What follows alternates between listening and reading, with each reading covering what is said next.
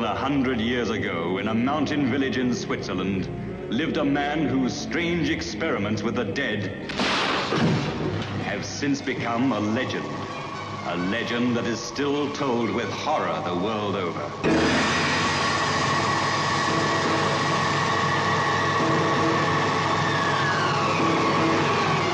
We've only just started, just opened the door. Look, now's the time to go through that door and find what lies beyond it. Why, don't you see, Paul? We've discovered the source of life itself, and we've used it to restore a creature that was dead. This is Frankenstein, who revolted against nature, who experimented with the devil and was forever cursed. His unwilling collaborator was Paul Kremp. I can't prove you murdered, but I can stop you using his brain. Why, he has no further use for it? Don't be a fool! Be careful! You damned it! Only 2 women ever entered this house of evil. Elizabeth, come back! Elizabeth, the lovely cousin who had promised to marry him, and Justine the maid, who kept passionate and secret rendezvous with her master. Won't you understand you're in real danger? What Victor is doing is dangerous to everyone in the house. Now, you cannot possibly conceive what dreadful thing he's planning to do. What are you trying to tell me, Paul? That Victor's wicked? Insane? Wicked, insane, evil? Call Frankenstein what you will. A demon had made a man-made monster, and now the monster was the master. Paul, what are you going to do? For your sake and to protect Elizabeth, I've so far kept silent. But now I shall go to the authorities and have them destroy that creature. And see that you pay for these atrocities. No!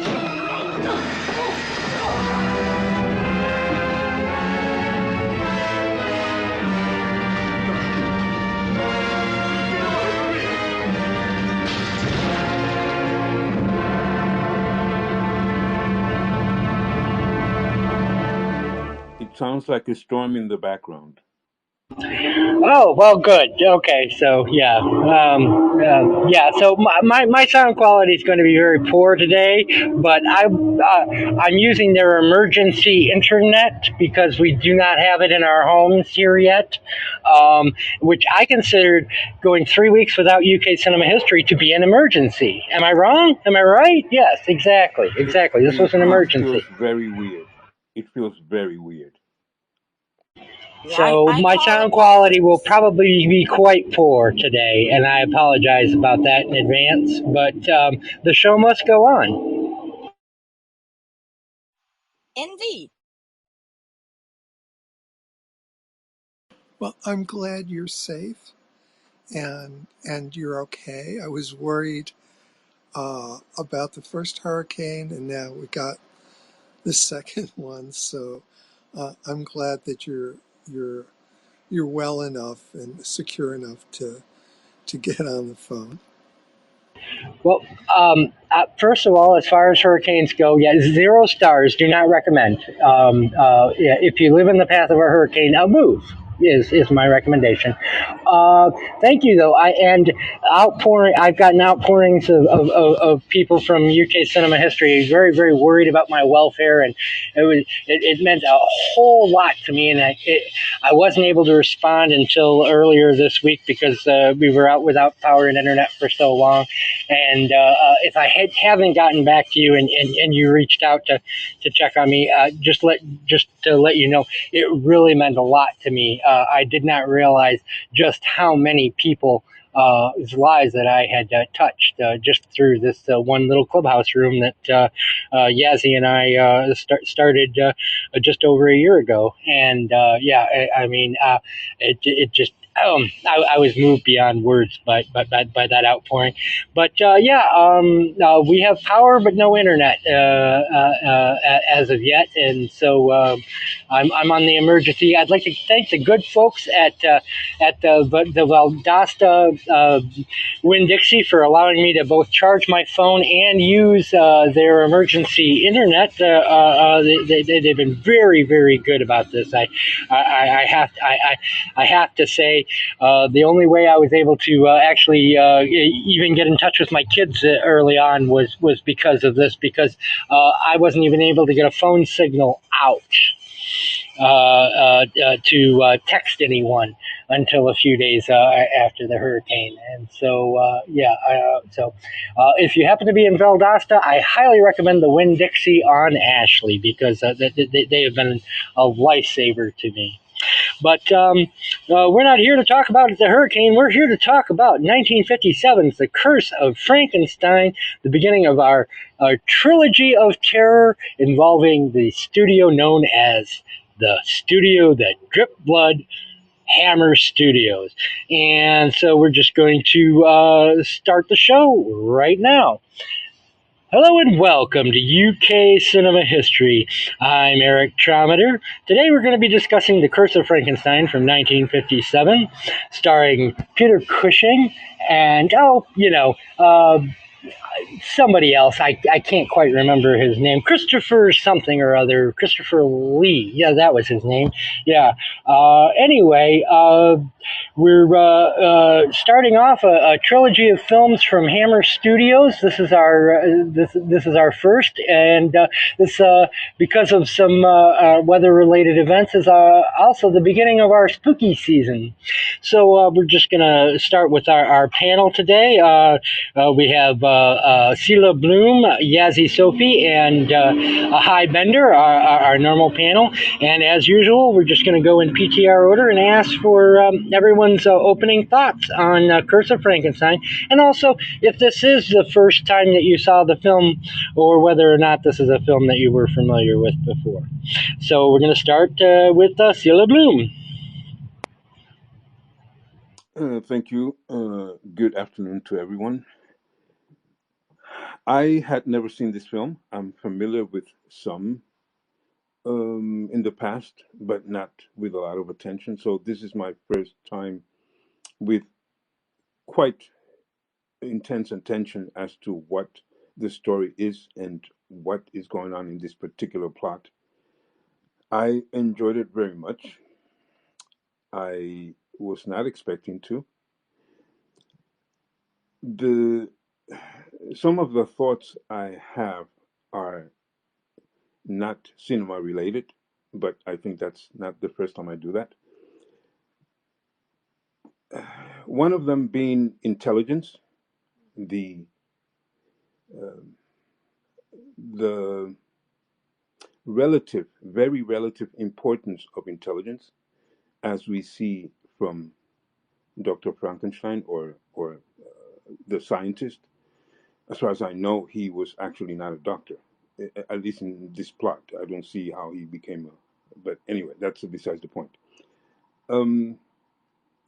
So that's one thing. I've always been curious about how we overstate the importance of intelligence, and also the creative energy that pretty much any individual could have, either as a composer, as an architect, or even as someone, a little kid, playing in the backyard and trying to build something.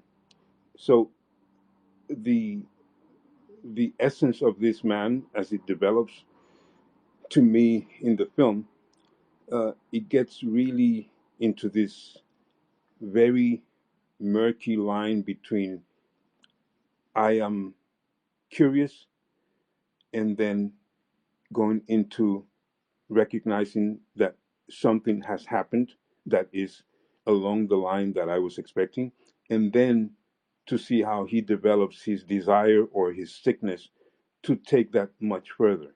In other words, how good, how dangerous, how irrelevant actually, and how real creation is. In my opinion, it does not really exist. But we just manipulate a little bit more. We shift things back and forth. So that's basically what I was thinking about the film. I like the acting. I really enjoyed the film. Also, the way Cushing plays, or the camera also plays with his transition, as I understand it, not only in his head what he's trying to do with this new ideas, but as possibilities develop in front of his eyes. with the doctor, with the professor, and just a lot of things. The way he portrays that as his mind starts to wander into more and more crazy ideas.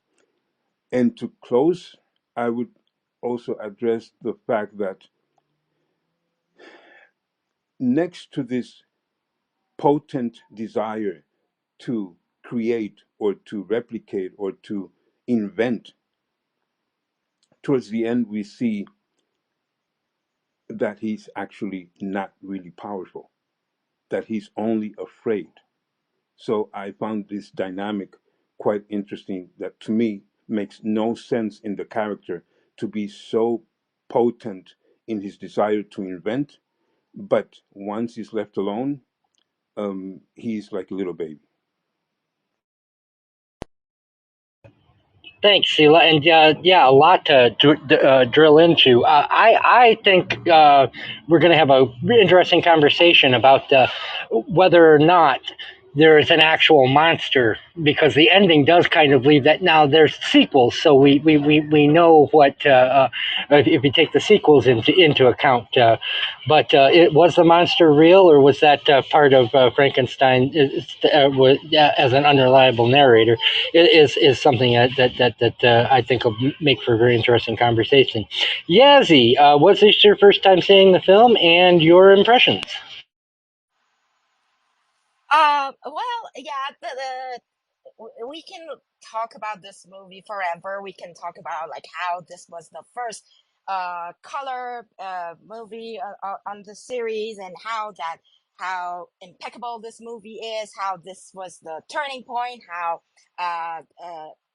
Trans Fisher came to this project, the first time that Peter Cushing and Christopher Lee came together to make this for the first time in a movie. They were before in Hamlet and in Moulin Rouge, and but yeah, the first time they were together, all the stories about how like the conversations that they had, we can talk about like the movie, how critics bashed the movie, how people liked the movie, the budget of the movie, all those numbers and everything.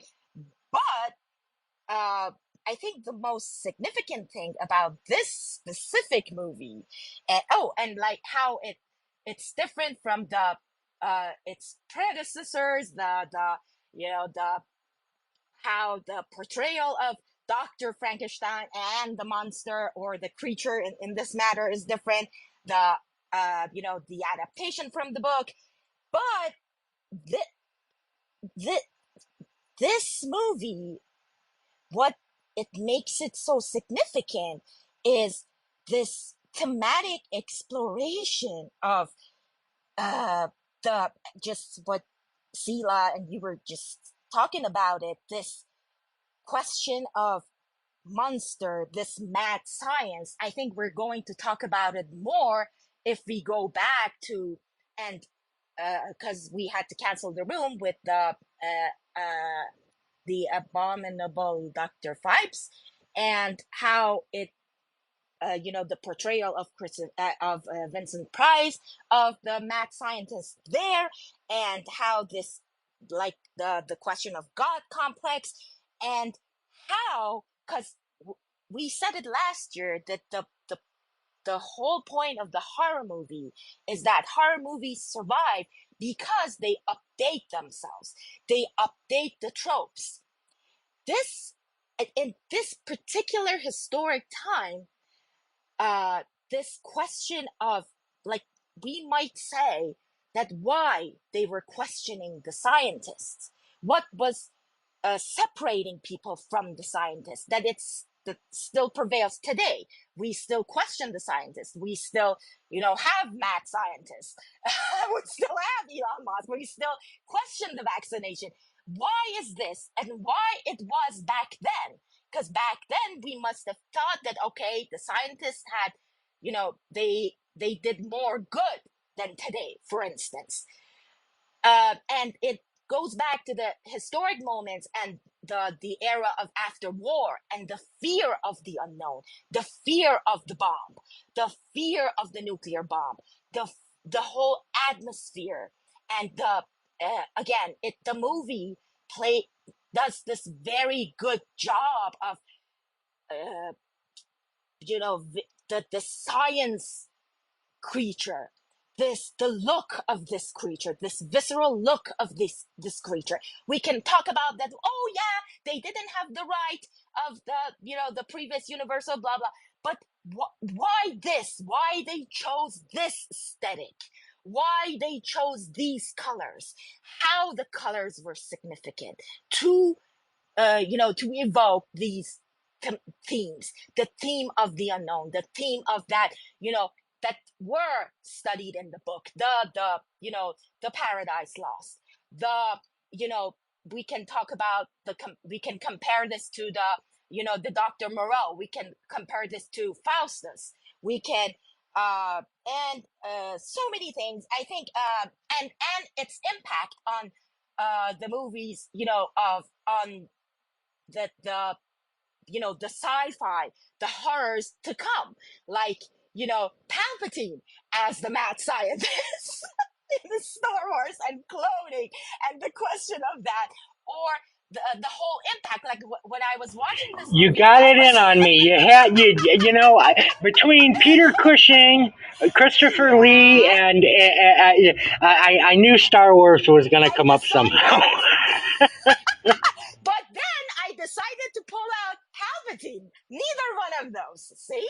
That's how it works. So I just can't wait to see how you're going to work David Fincher into this one. No, he. Wait a minute. Give me a few minutes, maybe. But then, yeah, but his impact on Tim Burton, like the whole the lab, Dr. Frankenstein lab, and all those colors, and Frankenweenie, and everything, and that more recently Sleepy Hollow is just a love letter to Hammer. Oh, exactly. It's Sleepy Hollow. And so this dehumanization and the loss of identity, and this misunderstanding of the scientists, and how we as the society, I think it's so important to talk about this movie, because we are having like movies like Beetlejuice, we are having movies like Joker, we are having movies like Megalopolis these days, that it's all about misunderstanding, the genius or the monster, outcasting, and how these, like, all the ripple effect of creation of the monster and caused by the society. And as you just mentioned, like this question of who is, like in Ex Machina, how this movie consciously or subconsciously affected the whole sci-fi genre to come, that, because we can say, like, in Ex Machina, like that the creation of AI, like, we fear, this, it's not the God complex, but mostly the fear of us as the creator being flawed, and what we create will be flawed, in result of that. A lot of stuff that we can get to later. But we're going to move on to Hi Bender. And then if you're in the audience and want to speak, just raise your hand and we'll pull you up on stage. Hi, you always say, oh, there's a siren. Give me just a second. Well, we're just going to have to put up with it. Okay. Hi, you always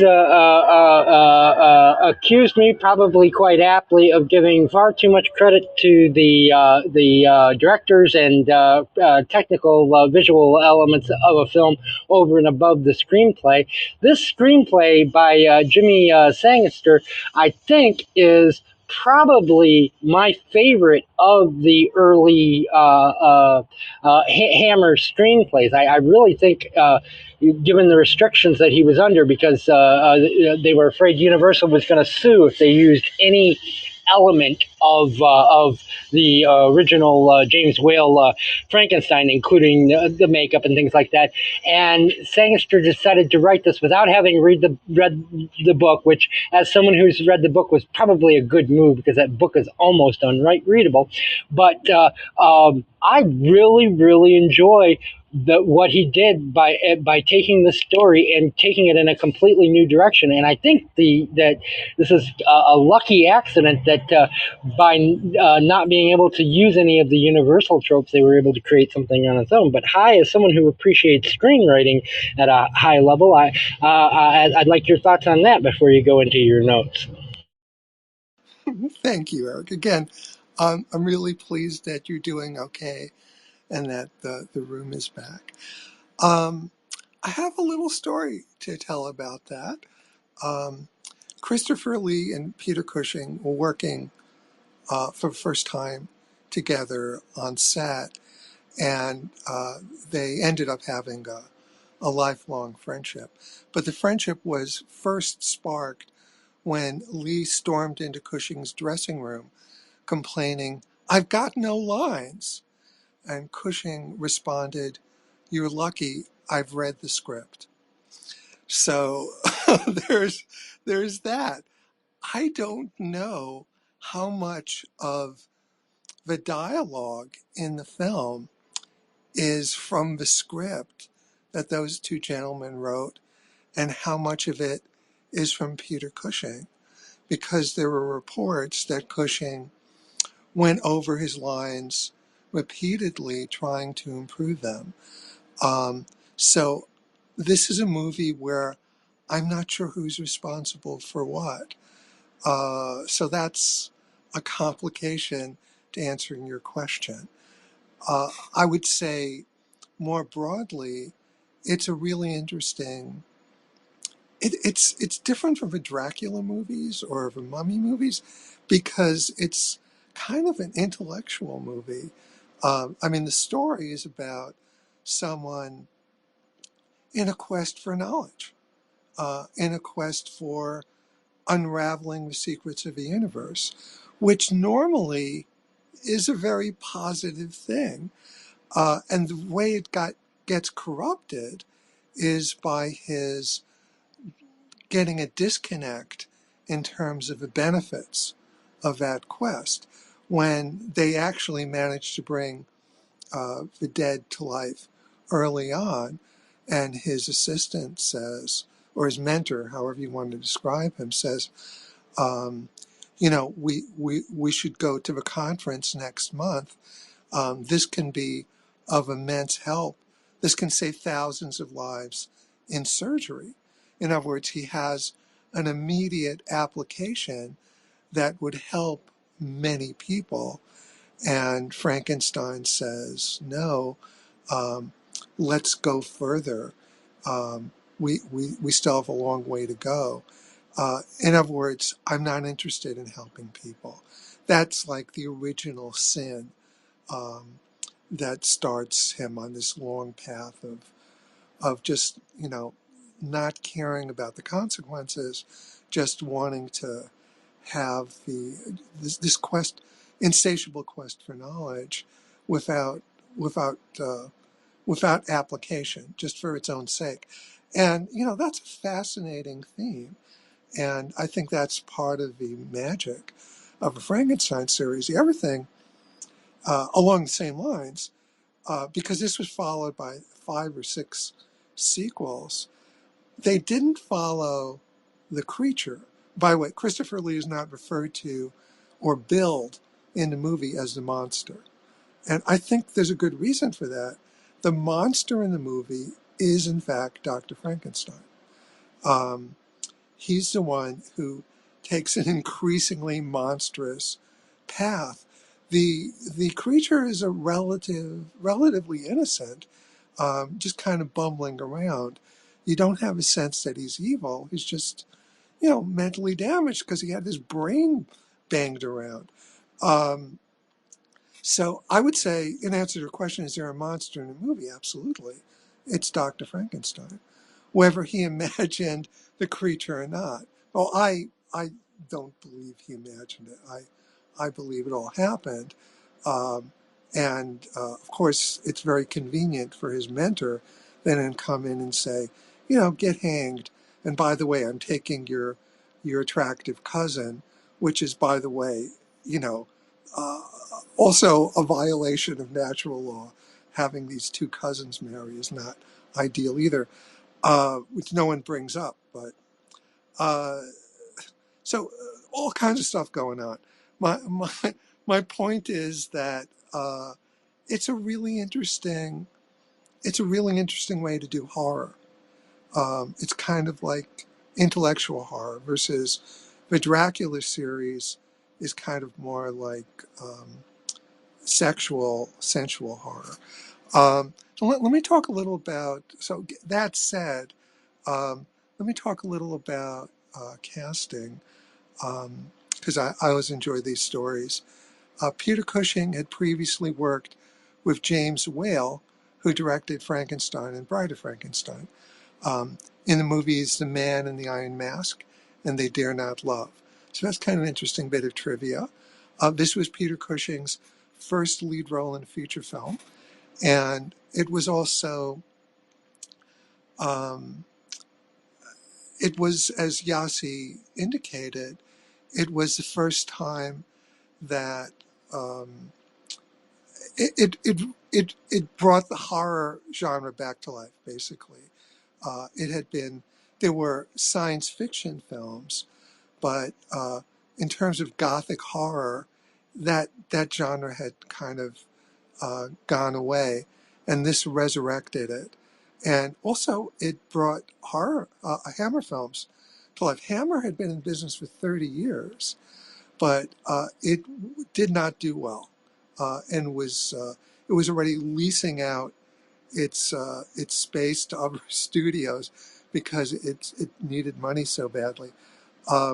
And then they started doing X-rated science fiction movies like Quatermass series and X the Unknown.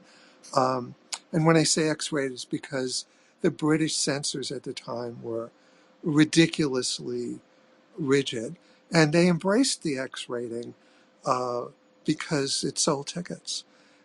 So for Hammer, it was a positive.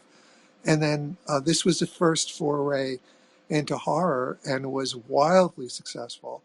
And then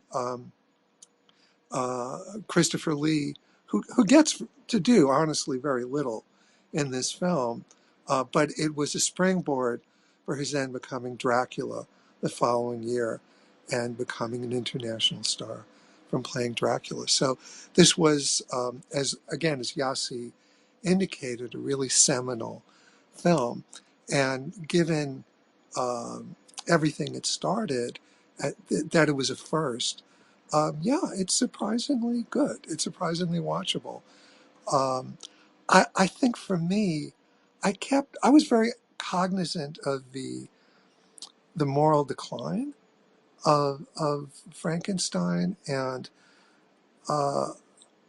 arguably, he doesn't really totally go to the dark side until he murders the old professor for his brain.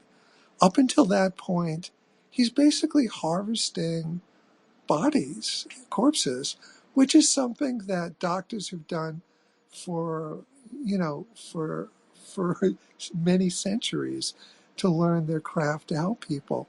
But it's when he actually murders someone for their brain that, for me, he really crosses the line.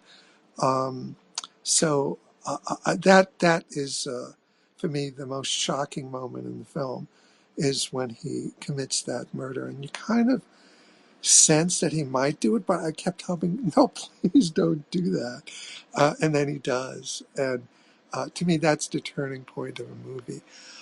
Let me just a few quick other casting things, and then I'll pass the mic. Um, uh, a memo went out.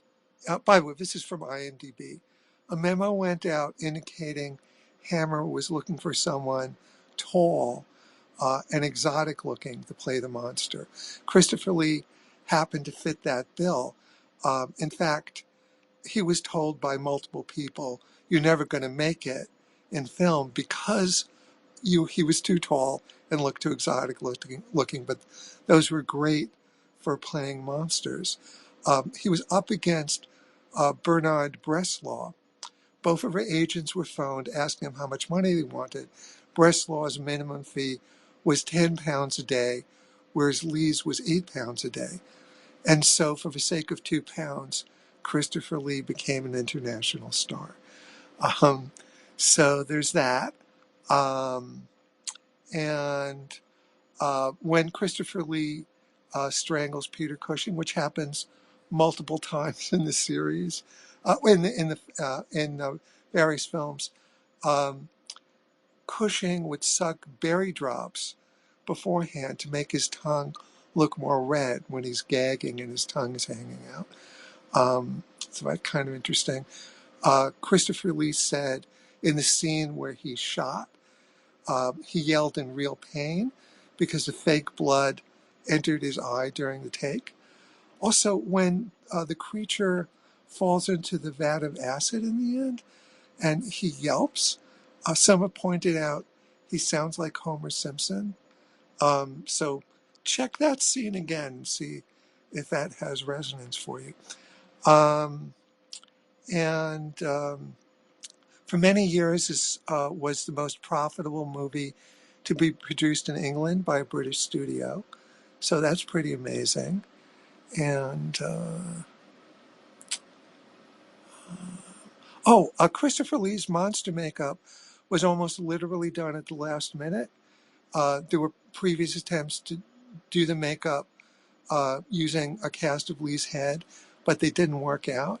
Makeup artist Philip Leakey made the final design the day before shooting began, directly onto Lee's face, using primarily cotton and other household materials. Since he didn't use any latex or molds, the makeup had to be recreated from scratch every day. So I thought those are some of the things I wanted. Those are main things I wanted to mention up front. Again, I'm very happy the room is back and that Eric, that you're back. And it's always good to see you, Sila. Excellent.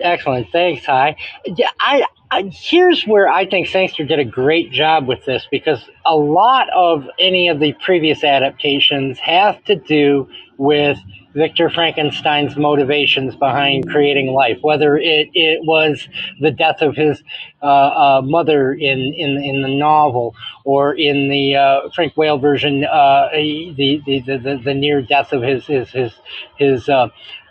cousin slash fiance. But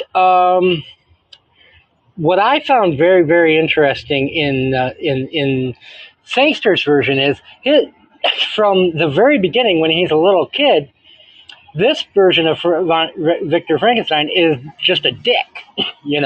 This is impregnates your housemaid, and so when she says she's going to reveal it if she doesn't marry her, locks her in a room with the monster he's created and causes her death. Type dick.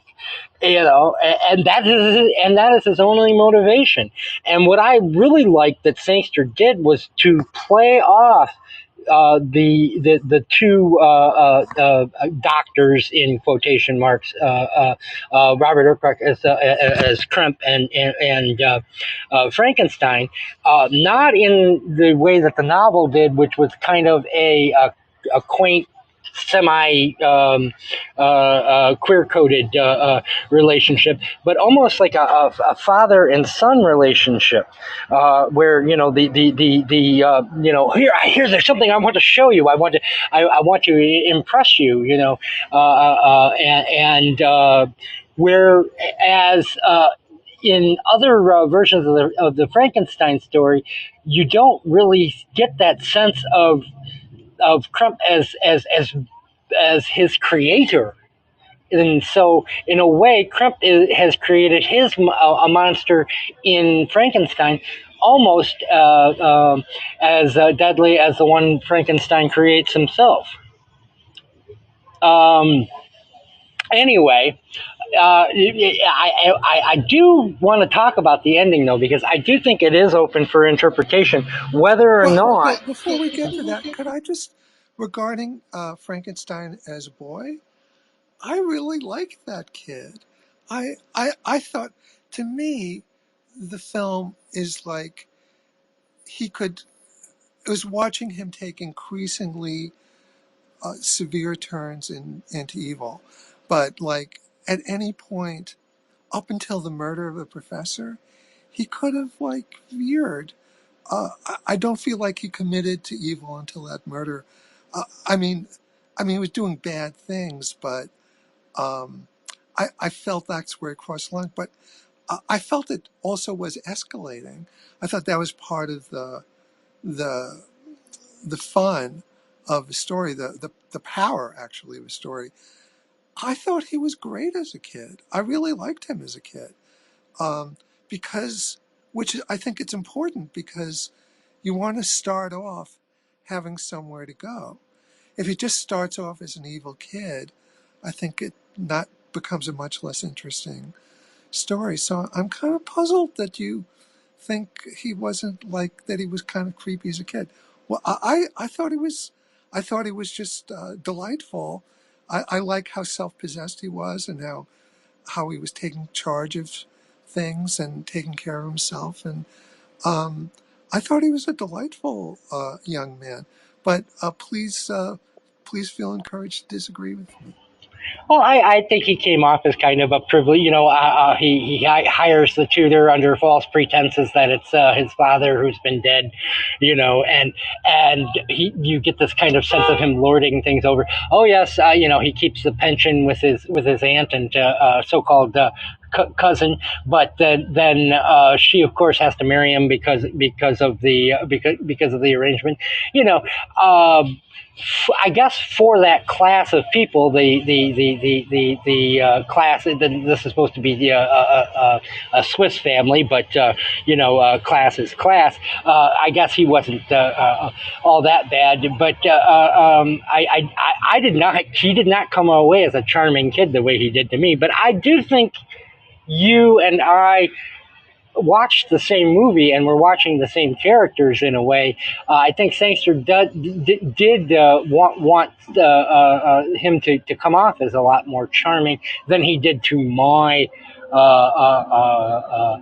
version of it. But then the other thing I think that Sangster does is you don't get the pathos with either Frankenstein, because he is by whatever point in the movie, whether it's the killing of that professor for his brain or killing his pregnant housemaid, you never get any pathos for Frankenstein. Oh God, what have I done? The way you did in the whale version, but you also never get any of that pathos for the monster.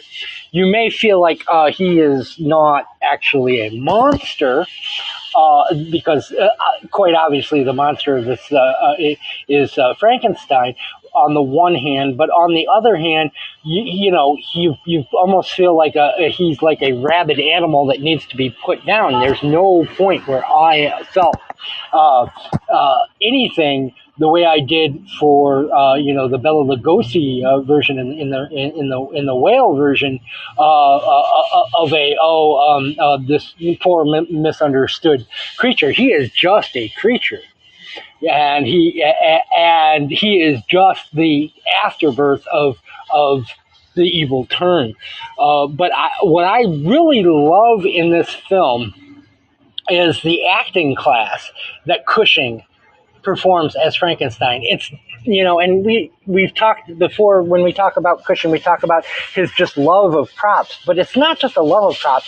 He is so good with props and so good with body movements, and some of the things that I think would be like laugh out loud funny if it weren't for just how eloquently he achieves it.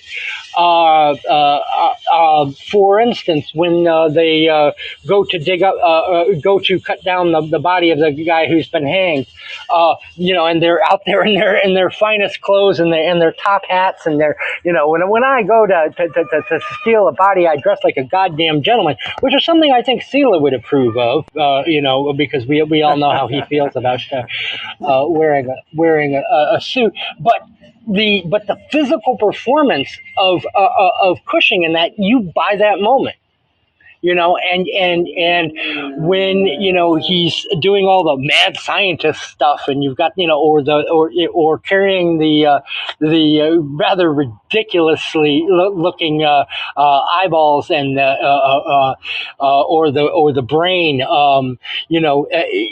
he has this talent with those props and having those little bits of business that it is just a physical performance that is just like I said, it's an acting class, and I quite honestly don't think that if they had gotten like Victor Harwell or any of the other types of mad scientist British actors to do this film would have anywhere near the amount of impact that it does, because I really think this is Cushing's show. And he just achieves it. Totally. I'd like to. I totally agree with that, and I think that is, if you had to point one thing to the success, it is arguably that. So I think what you just said is immensely important. There's a deadpan quality to his performance, because he knows he's saying like these outrageous things, and he does it as if he's saying past. In fact, after he kills the maid, they play this up. After he kills the maid, the next morning, there's a scene where he's with his cousin / fiance, and he's talking very politely about the wedding invitations. The line is "pass the marmalade." You go from the screaming maid, and the next line is "pass the," which is both Sangster and Cushing, because of course the delivery of that line is key. But what a well-written transition, and how well directed. Exactly. And by the way, it's because of that performance that. Well, let me say one thing first, and I'll say the other thing. Regarding the young version of Frankenstein, again, I think what I like is that, I mean, you're right, he does lie to get his mentor there, but it's just so his mentor can meet him. But he's not keeping the guy prisoner. The guy can say, well, you lied to me, and you're too young, and I'm gone. But what his feeling was, I'm smart, and I'm worth your time if you just take the time to get to know me. And so he lied to get the guy to actually see him as an actual human being, instead of just this stereotyped idea he has about what a boy is. And I think that is something that anybody is entitled to do. It's like, don't think of me as an object or a stereotype.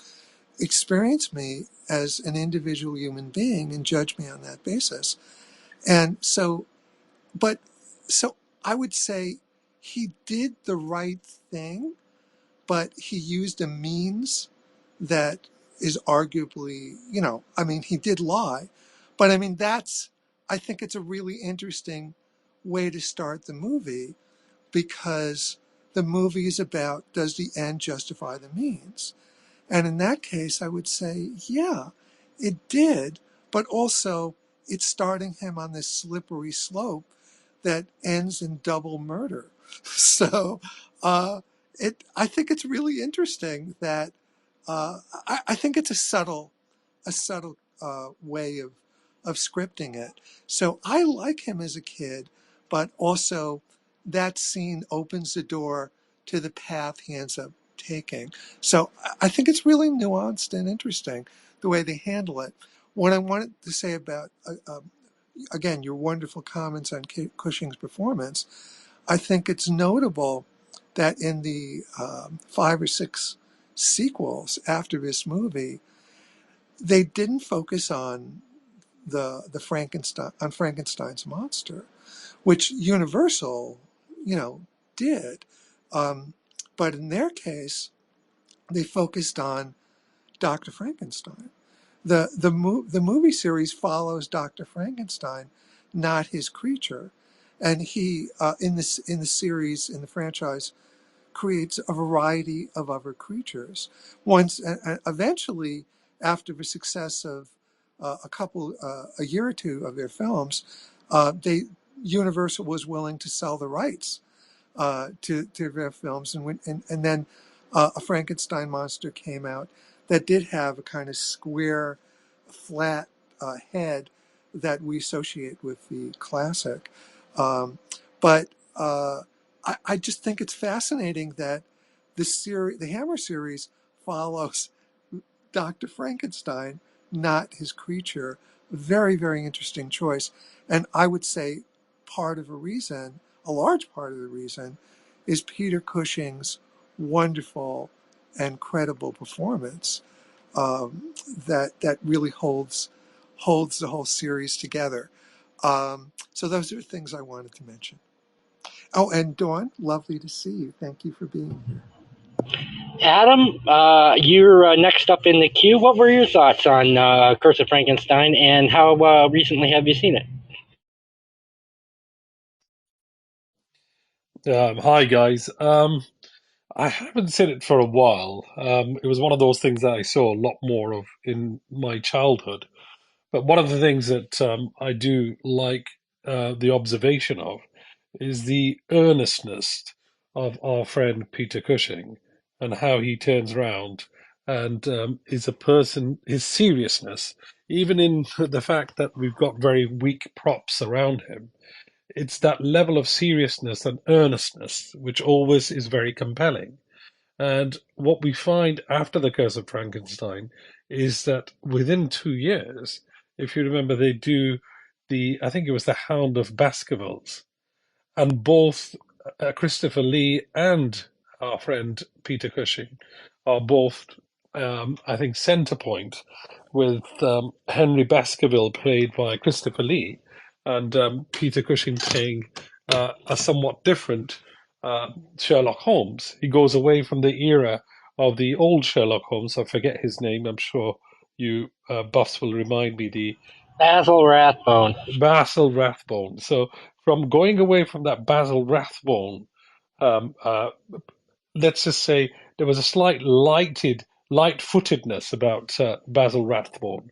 Comparatively, Peter Cushing was this very, again, earnest character, serious, deep character, which was befitting of the. Well, can I follow up and ask you a question on that? Because Hi and I disagreed on Hound of the Baskervilles.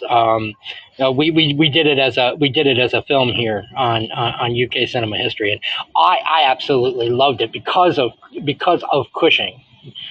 Quite honestly, and his Sherlock Holmes. He's probably my second favorite Sherlock Holmes. Jeremy Brett being my favorite, but.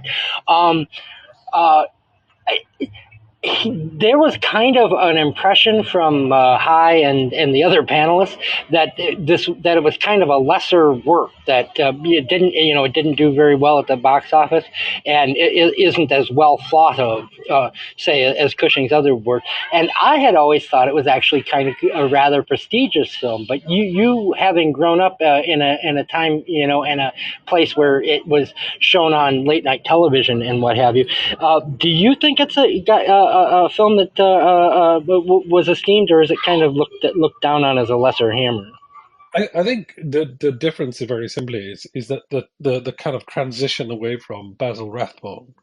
I think if you look at how many people tried to play that role for Sherlock Holmes, it was very limited numbers, and trying to take over from that genre, which everybody had created this construct of what Sherlock Holmes was all about. Sir Arthur Conan Doyle used to teach at a college which is about 5 miles from where I was born.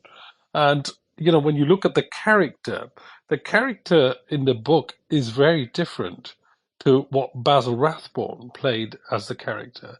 So I think the transition was a true transition, what Peter Cushing was doing. There was a realism in terms of what the book was, in terms of where we looked at that character. And I think the difference is the change, obviously, sometimes is difficult in the period. But later on, when you look back at the actual film, you realize his genius in how he played that. He actually played it very true to the book, comparatively to Basil Rathbone did. And I think that's the interesting dichotomy between the two. And if you read the book and you see the difference, and you see the difference, that style of character, I can actually see Peter Cushing as the character rather than Basil Rathbone. Of course, our friend Mr. Brett, I think was a very, very interesting character, and I think he's quintessentially known as obviously Sherlock Holmes because of the way he completely embedded himself in that role. It was this kind of the nature of how he embedded himself. But I do think that the Cushing role, but also Sir Christopher Lee, if you remember, he goes and becomes Sir Henry Baskerville. And it's literally within 2 years of that film that we're talking about, which is The Curse of Frankenstein. So I always find it very interesting that suddenly Sir Christopher Lee was taken up into this more seriousness, and then became this a secondary role to started being pushed upwards into being a much more serious character. He Just has my actual thoughts. dialogue, which Yes. he only has 7 more lines of dialogue in the film we're doing next week, Dracula, than he did in this one, which is because now he has 7 lines instead of 0. So, Well, yeah. But he's the a great irony, physical actor. yeah, the irony being that he was Ian Fleming's cousin, and some of the traits of James Bond were kind of modeled upon Sir Christopher Lee.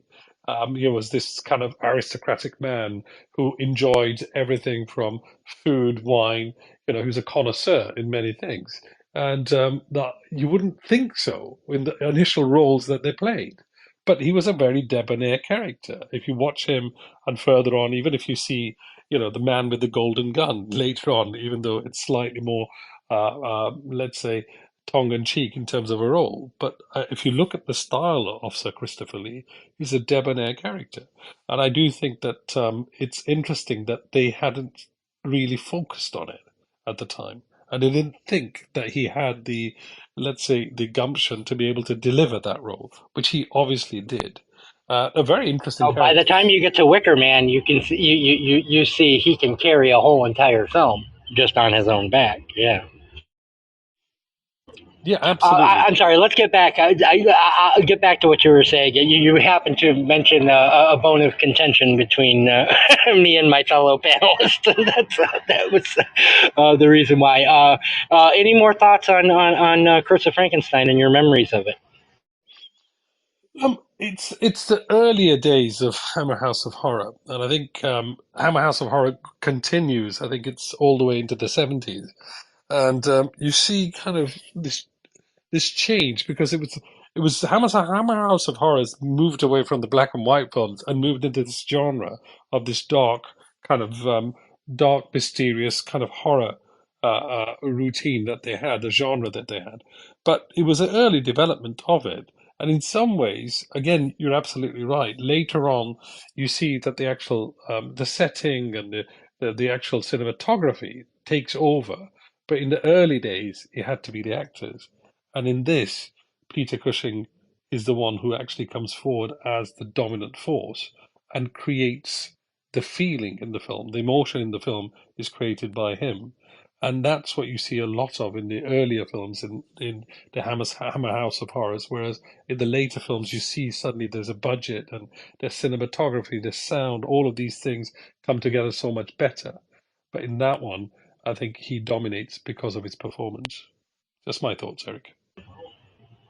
Yeah, and it is very interesting because this is, of the horror genre, this is a very well lit film. Not a lot of the darkness that you expect from Gothic. It was done in Technicolor, whereas they moved to Eastman color for the later films, making them seem kind of more dreamlike. And I wonder if that's what gives Hammer horror films that coziness that we kind of associate with them. Like when I'm watching a Hammer horror film, it feels to me almost like a grim fairy tale or something like that, less than something that's there to deliberately scare me. It is telling a scary story, but I think a lot of that has to do in these early days with, as you say, the performances, and I would also say the writing. I think Sangster's script is very underrated.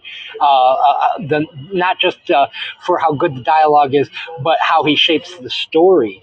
And I think that it's that kind of that code, like even in a film like we did last year for Halloween when we were doing our lesbian vampire films, we did The Vampire Lovers, which has a lot more gore and a lot more naked women in it, and God bless Ingrid Pitt and her boobs. I mean that they absolutely make that film, but it still kind of feels like a cozy, well-worn nighttime story, the same way that this does. It doesn't. Yeah, the gore is there. Yes, you get to see a lot of beautiful women, bare-chested, but it still feels cozy. And I really think a lot of that had to do with the trend set early by casting of these quality of actors and the writing of this quality of a screenplay.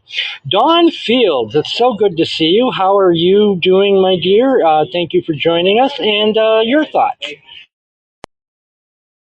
Hey, I know absolutely nothing about this movie, nothing to add to the conversation, but I wanted to join and support, and I wanted to make sure you were okay. I know you were without electricity and whatnot for a long time, so I just wanted to check in. We're still without internet. I'm using the good people at Winn-Dixie who allow me to keep my phone charged, and the internet. The Winn-Dixie has I said, hey, can I plug my phone in? And then they said, absolutely, we have no problem with it. And so I'd like to give a shout out to them again. Without them, I would have lost communication with all of you. But if you can stick around, Don will allow you to plug any projects that you want. But we always appreciate you glamming up the place. Absolutely. Well, thank God for Winn-Dixie and also Piggly Wiggly, right? Yes. Neither one of them called the police on me. Nice. Well, speaking of glamour, let's talk about this is obviously the first Hammer film in their series of gothic horror and this creation, and part of that was this idea of Hammer glamour. The casting of people like Valerie Gaunt as Justine, and I can't remember her name, but was it Hazel Court who played Elizabeth? I had to have been Hazel Court, and the as time moved on, the breasts would become larger, the dresses would become more low cut. But one of the things, and we talked about this when we were talking about the Hammer film of Hound of the Baskervilles, that Hammer allowed these really big, broad female performances. And part of Hammer glamour is, they cast some very, very good-looking women and put them in some scanty outfits, I mean, you had to believe that Victor Frankenstein would want to have an affair with his maid for the Justine character to work. But part of it is that in not only in the writing, but in the direction and in the performance choices, these are big performances by women who are normally sidelined in these gothic horrors, or made into kind of second, femme fatales, or something like that. And here you can have, when Justine is trying to blackmail Victor Frankenstein for having impregnated her, you have that bigness, you have that, you have the size of that performance, and she becomes an actual memorable character and not just feed for the monster. Yassi, you're back. Is your microphone working? I'll take that as a no. But this was the beginning of Hammer Glamour, and I don't think you get anything like in the '70s, the Karnstein trilogy, or the so-called lesbian vampire trilogy of the early '70s, if it hadn't have been set in this. In motion by this idea of turning Gothic horror on its head and applying it to outside influences. So, for instance, Dracula was a natural for Gothic horror, but of course it had been adapted more as a stage play before, when Todd Browning had done the story. And when we talk about next week, the mad scientist motif of this film is a part of it, and you get the test tubes, and you get all the brains in glass jars, and things like that. But it is those Gothic elements, the Hammer glamour, that I really think distinguishes this and makes it so that it is 87 complete watchable minutes that you can rewatch over and over again. And this is why I think this is such a staple of late night television. But any thoughts on the women in this film, and whether they seem more memorable to you than in most horror films? Well, I saw the both women as mainly decorative. The In part because of the way they're supposed to behave. They are really just decoration. One has a little bit of function, namely his maid, but is for the film perspective, I see it as just decoration. Which reminds me of something that was said before. Uh, I don't. I was surprised um, about how disgusting this character is from the beginning, and that's how I see it. Um, he's very manipulative. He does not treat well his aunt.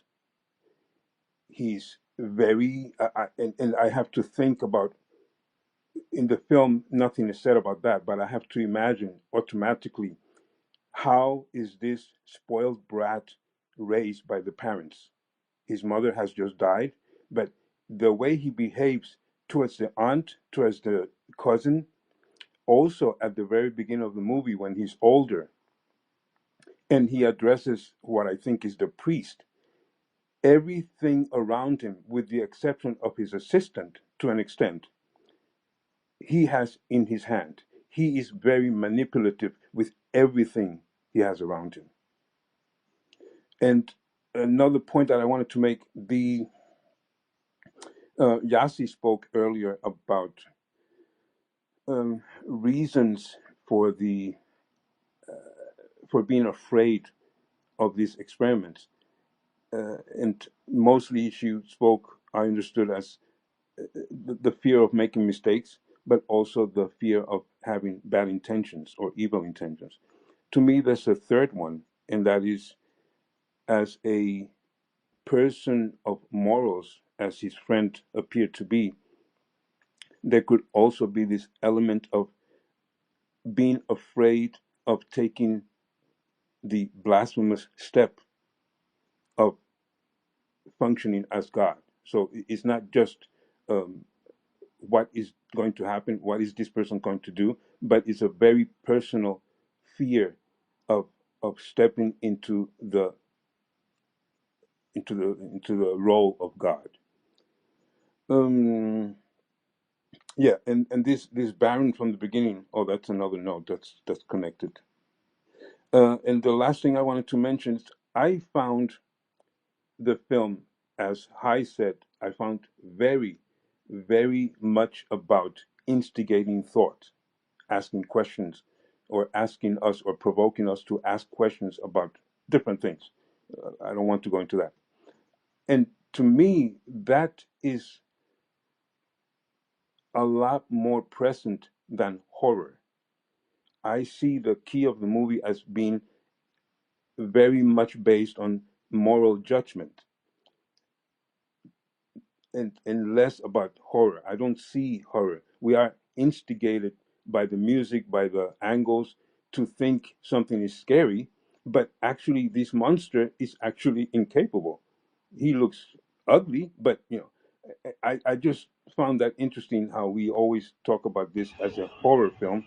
For me, it was not. Real quick to follow up on that, Yazzie in the comments got her David Fincher reference in, so congratulations to her. She said, David Fincher, Social Network, mad scientist, and yeah, and so when you look at say a Mark Zuckerberg, isn't that the same kind of narcissism that leads to these experiments like this? And it isn't.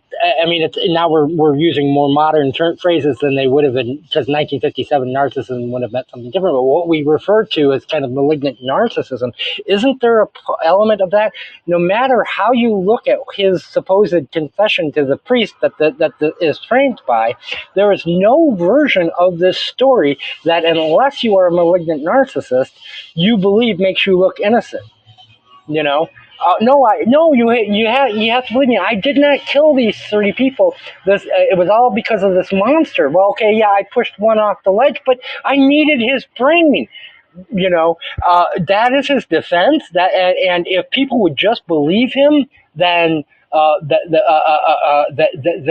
they would not send him to the guillotine. That's malignant narcissism. He actually believes that what he is doing is so much more important than than the moral consequences, that if he just explains it to this priest, they'll be like, oh, well, that's very good then. Impregnating your maid and then killing them. Why, we in the upper class do that all the time. As a New York-based best-selling author, I'm sure many of your friends just do that.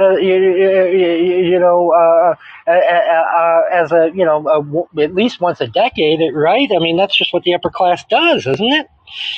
Well, so that's actually where the movie goes off the rails, because you can't have him be manipulative on the one hand, and on the other hand, he's admitting that he murdered these people to a priest when he's about to be executed for murder.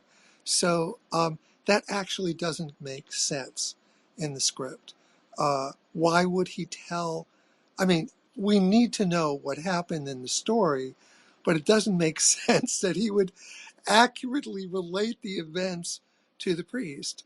Uh, Unless he's so narcissistic that he thinks that that's an actual defense, that he has yeah, so lost it lost doesn't. touch. I don't think it flies, Eric. If you're going to say he's manipulative and he's good at manipulating people, then he wouldn't be so disconnected from reality. Narcissists are not disconnected from reality. They understand how to push people's buttons. That's what makes them effective. So that part actually doesn't make a lot of sense.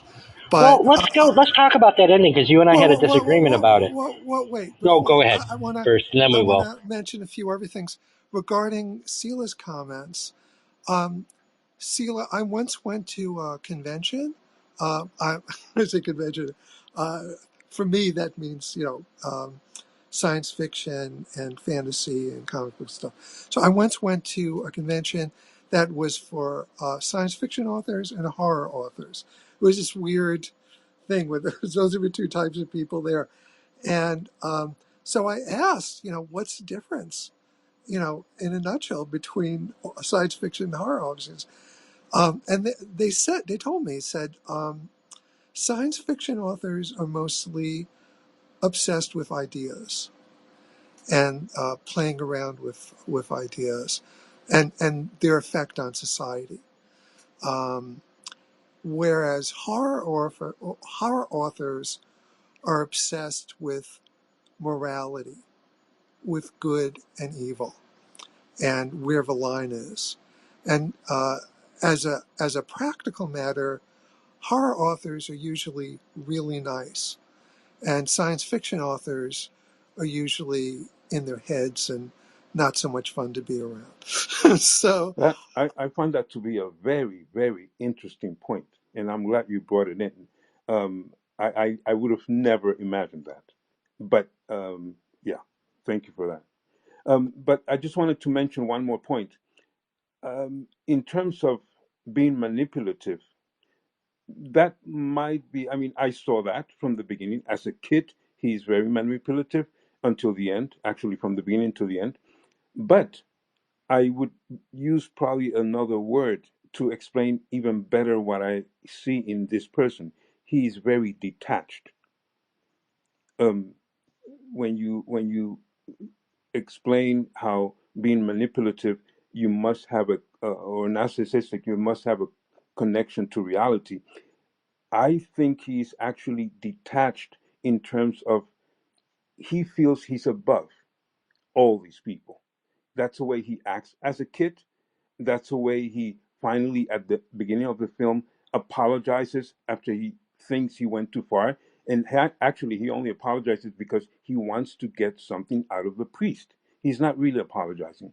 So he seems to be very, very detached from reality in terms of I am better than all of you. I'm more intelligent. I'm looking at this intelligent old professor and I'm going to also use him because I am above him. To me, he's very detached in terms of I am above all of you. yeah, I mean, it's a very fair point. And I think it could be argued either way. I wanted to mention two other things quickly. Yassi mentioned that Abominable Dr. Phibes was canceled. It wasn't actually canceled. It was rescheduled. We're going to do it on Halloween. So for anyone listening, one of my favorite movies, come here on Halloween and please listen to that episode. Um, and the other thing is, I wanted to mention about the monster. I was fascinated that, you usually think of a monster as being, formidable, unstoppable, terrorizing.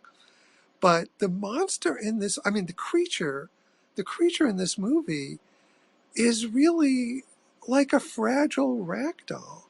Um, the first time they stop the creature by hitting it over the head with a chair, and that's it. It just in 1 second knocks a chair over his head. And the creature's knocked out.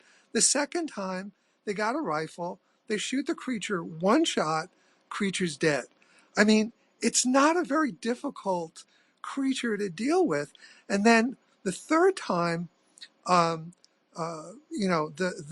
the mentor goes, you know, uh, uh, uh, thank goodness the villagers will be here soon to help with the monster escaping. And Frankenstein says, I lied to you. I never called the villagers. And he says, are you insane? How are just the two of us going to stop him? Well, the first two times you stop him with a chair, you stop him with a bullet. He's not that hard to stop. And then, and in fact, the third time, he's killed by a bullet that misses, and he just gets shoved into. Stumbles into a vat of acid. This is not Conveniently left a bath of acid left conveniently underneath a skylight. yes. Yeah. Uh, But I mean, he's not a terrifying creature, you know. So I just think those are very interesting choices that they made. So in a way, it amplifies that the real monster isn't the creature; is kind Correct. of Correct. pathetic. Um, so I just wanted to mention that. I will shut up now. No, no, I was just Yeah. saying I agree with that 100%.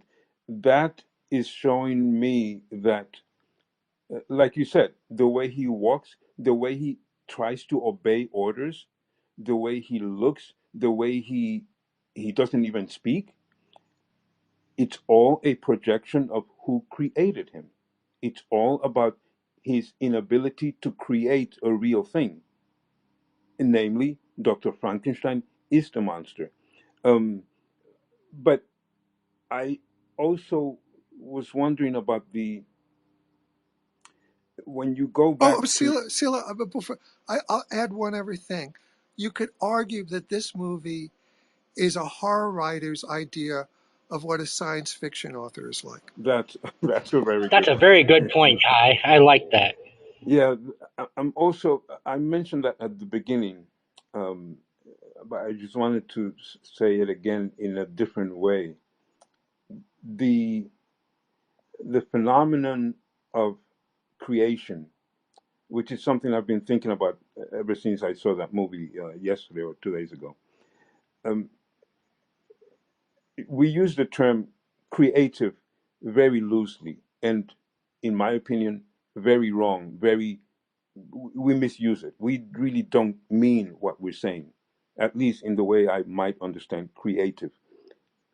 What I mean with that is when you have a child who is creative, he's always drawing, he's always doing, inventing things.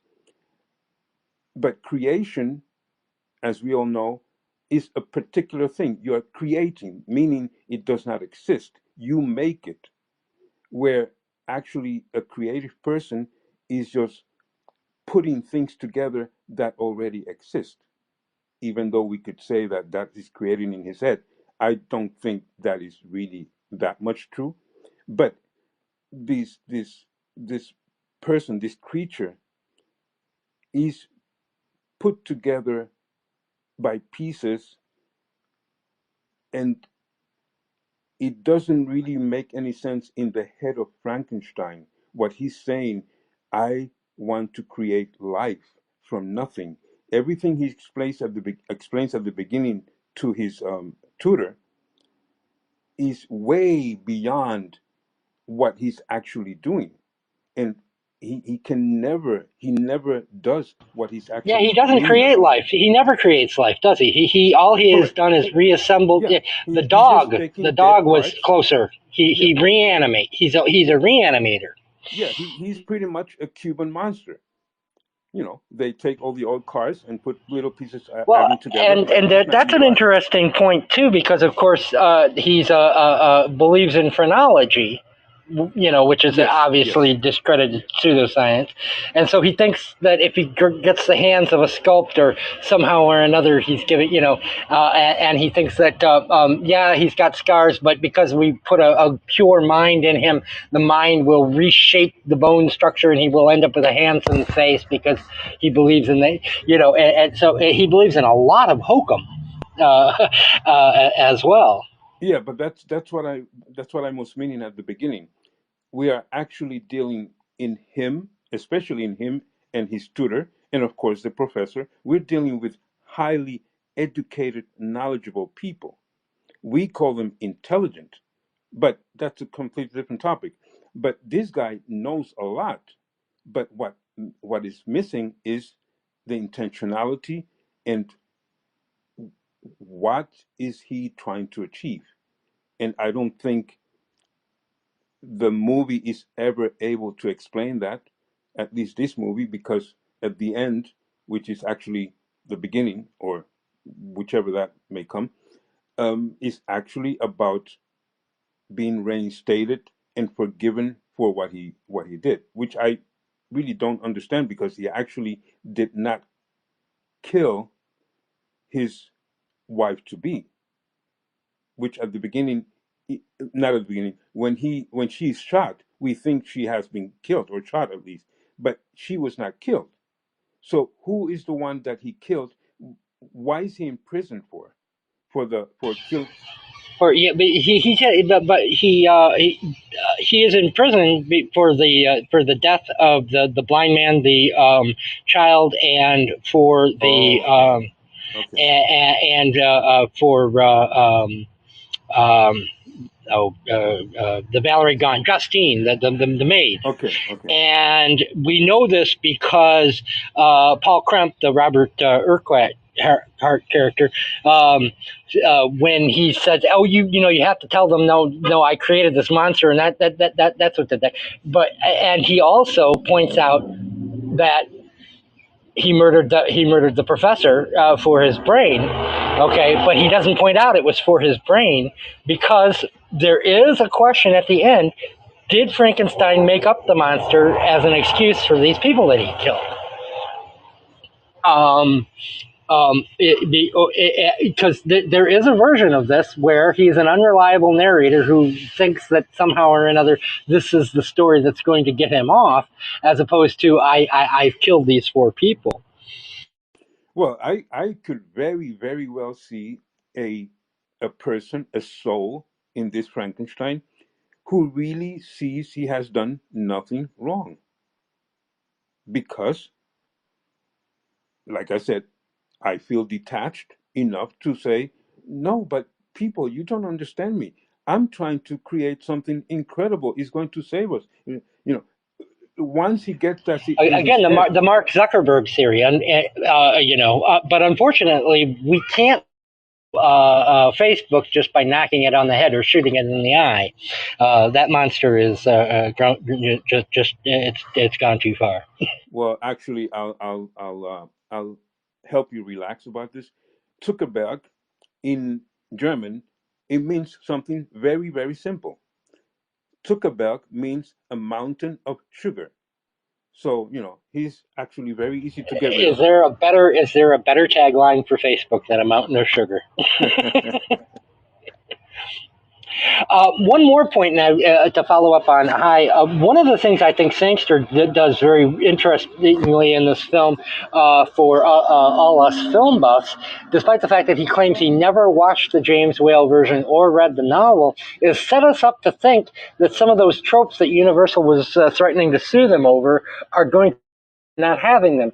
So you have the scene by the lake with the young boy. Of course, we remember that the Frankenstein and the James Whale threw the young girl into the lake, and so we're expecting that scene, and we don't get it. You always associate Frankenstein with the villagers with the pitchforks, and of course twice we're set up to believe that scene is coming. Once when they killed the monster the first time, and then the second time when Crump says he's going to the village to get help, and it never happens because, of course, number one, Universal was very litigious at this point, and if any of the elements of the film had shown up, Hammer would have had a lawsuit on their hands at a point in time when they were not financial. They didn't know this was going to make 70 times its budget at the box office when they made it, but it's interesting that Sangster, there has to be a bit of a prankster in him, that he set us up with those scenes thinking that they were going to be part of the Frankenstein trope, because let's face it, that book was unreadable. Hardly anybody has finished that novel.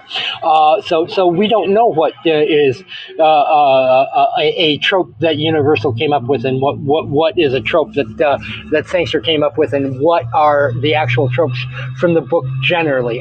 And as a matter of fact, as someone who's read it, because of course it's got flashbacks within flashbacks and all sorts of things, I can tell you I don't remember what is a trope from one, because they've all blurred together for me. But he's playing with our expectations in that way, and which is great for us film buffs, because we can say, oh yeah, that's because, and this is also part of Terence Fisher's direction, because the tree in front of the pond with that young boy is in the exact same spot that it was in the whale version when Frankenstein throws the young girl into the lake. So they're doing it on purpose. And I just think that's a great piece of pranksterism by the writer and the director. Well, we've gone as long as the film, so I'm going to get your final thoughts. We've kind of lost Don and Adam and Yassi, so we're going to just go in PTR order. Sila, your final thoughts on The Curse of Frankenstein? Well, I think this film is a lot better than I expected it to be. That doesn't mean my expectations were in the right place to begin with. Um, I have the impression it is probably one of the best because I find the way it is trying to make sense of these energies of intelligence creation, replication, um, morality. I think it does, at least for me, a good job of forcing me to ask questions, old or new questions. I found also the acting very, very good. And that I say also in the context of the fact that this film is what, 60 years old, almost. So I think that's important to realize that in terms of cinematography, in terms of the way society thinks, the way we handle our everyday chores, I think it's very interesting to observe this film from that perspective. Um, and in that way, I find it quite timeless. I really enjoyed the film, and I think I might need to watch it again a couple of times. I think there's a lot of stuff in there that we didn't even talk about. Certainly not in this room because I think there's a lot more layers behind there that we might not really know. And quick follow-up question, Sila, any upcoming projects you'd like to plug, and where can people find you on the internet? So for this, I must go because I've been doing too many things lately. I must go to my calendar to see if I do have something to say in that sense. I'll just mention these three because they're very, at least some of them are popular. These are just birthdays that I'm going to have rooms for. One is Pavarotti on Saturday. On Sunday, Ali Khan, Nusrat Fateh Ali Khan. He's a religious Islam or Muslim singer, very, very good. He's already dead, but he was very good. And on the same day is the birthday of Paul Simon. So I will be doing a lot of music Saturday and Sunday. And I could be always found in silablume.life. Thank you very much. Thank you, Hi. Thank you, Eric. Thank you, LT, and everybody who comes and listen to us. And that's it. Hi, your final thoughts on The Curse of Frankenstein? I want to mention again the how things change over time, our tastes change over time. Yassi mentioned up front that the critics hated this movie, but to get a sense of the extent of that, the guy who played Paul Krempe, the Frankenstein's mentor, um, Robert Urquhart? Urquhart. Urquhart. It took two of us a minute. Thank you for that. According to IMDb, at the film's premiere, he was so disgusted by the film that he stormed out of the theater. He hated it so much that he never made another horror film or worked for Hammer again. So, So can I ask, why was he so disgusted? What was the reason? this was a film that had done things that had never been done before. It was the first color horror film. It used blood. There was gore. It had these murders um, depicted in visceral ways. That's what made it such a huge success. It was giving people something they didn't have before. And I don't know what kind of movie he thought he was making, but yeah, I mean, another interesting thing about him is that he's playing, the old mentor to this young Frankenstein, but then, as Frankenstein grows older, I mean, it's the same guy playing his mentor. And in terms of the actors, um, Robert was younger than Peter Cushing. So, a weird situation. This guy who's supposed to be Yeah, his they gave mentor. him a goatee and said, "Yep, that time has passed because he has a goatee now." Exactly. So, so it's not so much a roundup as just one little bit of trivia that I didn't get around to before. Oh, I will mention this. First of all, it was lovely to have Dawn pop in, even though uh, she hadn't seen the film, just to show support and to make sure that Eric is okay. Um, for those who aren't aware, Dawn has a room right before this room on Clubhouse. It's a film room where film professionals come to talk about the industry, and it's highly recommended. It's here on Clubhouse in Dawn's script to screen house, and it's at 2 p.m. Eastern Time on Thursdays, which again is just 3 hours before this room happens. So if you're interested in talking about the film industry, please feel very encouraged to come to Dawn's room. And Dawn has another room on Sundays at 9 p.m. Eastern, which shows movie trailers and then gives us the opportunity to talk about them. And that is happening on Chatter. Um, and I'm guessing do you know what, Eric, are you on Chatter? I don't even remember now. Have you made it Yeah, I over to am. Chatter? Is Dawn's channel on Chatter, is that also script to screen, or is it named something else? Do you remember? It's called Don's Movie Trailer Room on Chatter, um, and it's 9 p.m. Sundays, Eastern Standard Yep. Time.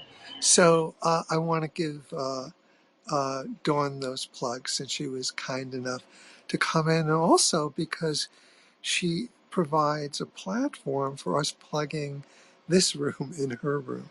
So it's long overdue to give Dawn a plug. As for me, I'm High Bender. I am a writer. I'm also a ghostwriter. So if you ever have need for help in making a book happen, or in making a screenplay happen, or pitching a TV series, or if you just want editing help or coaching help with writing, anything related to writing or books or movies or TV, please feel very encouraged to get in touch with me. My book site is bookproposal.net. That's bookproposal, one word, .net. And my movie and TV site is Hy, Y's in yellow, highonyourscript.com. And again, I'm delighted, Eric, that you're doing well enough to have brought the room back. It's a pleasure to be here with you and Sila and everyone else who graced the stage today. One And one thank you. short point. One short point I wanted to make. It is probable that this monster is actually his friend Paul, who does not age. Very good point. Very good point. Well, first of all, thank you, Sila. Thank you, Hi. Thank you, Yassi. Thank you, Adam, and thank you, Don Fields, for all participating, and thank you to everyone in the audience, LT, for sticking around for all of it. Next week we are going to go with the follow up to this, the 1958 horror of Dracula, as it's called here in the United States, or just Dracula if you're in the UK, which is the same director, same writer, same two stars, Peter Cushing and Christopher Lee. And we'll see this was obviously the infancy of Hammer's attempt to do in-color Gothic horror. How they progressed for Horror of Dracula, and in some ways, I actually think that this was the better of the two films. Not that the next week's film isn't a very good, very entertaining film, but in some ways they progressed, and in some ways I think they took a step backwards. But that'll be something that we can discuss next week. I'm Eric Trommater. Eric, go ahead. Where can this film be seen? Oh, I'm sorry. It is on BFI is where I watched it, but obviously, it is on Amazon currently, and it is also available to rent on YouTube, and it is available for free on Tubi, but it has enough commercials that it stretches an 82-minute movie out to almost 2 hours. So if you can avoid Tubi, I would. For some reason, they just put a lot more commercials than they normally do into this. But if you have the BFI, it is on BFI, where they've got pretty much all. If you want to do the entire Hammer Gothic horror from 1957 to 1977, they've got all of the films, including some of the rather obscure ones that I had forgotten about. I've up until the storm came and knocked out our internet, was rather enjoying that as kind of a precursor to spooky season, and I'm looking forward to being able to get back into that, because these are all fascinating. Some of them aren't very good, but they still are. But but because of Hammer glamour and the Gothic horror, I think they're all just very fascinating to watch and to talk about. But anybody wants to contact me, I'm at ETROMMATER on the artist formerly known as Twitter, now known as X. You can also subscribe to our channel on Spotify or Apple, where we rebroadcast all of these episodes. And again, the outpouring of people who were concerned about me after the storm that I got, especially from our Spotify and Facebook listeners, was just absolutely gratifying, and a lot of love to all of you. It made a rather harsh situation feel better, just kind of knowing that there were that many people just concerned about little old me, and I really appreciate it. And we'll see you next week for the horror of Dracula. Thank you again, Sila and Hi. I'm going to be closing this room in 5, 4, 3, 2, 1. Good night, everybody, and stay safe.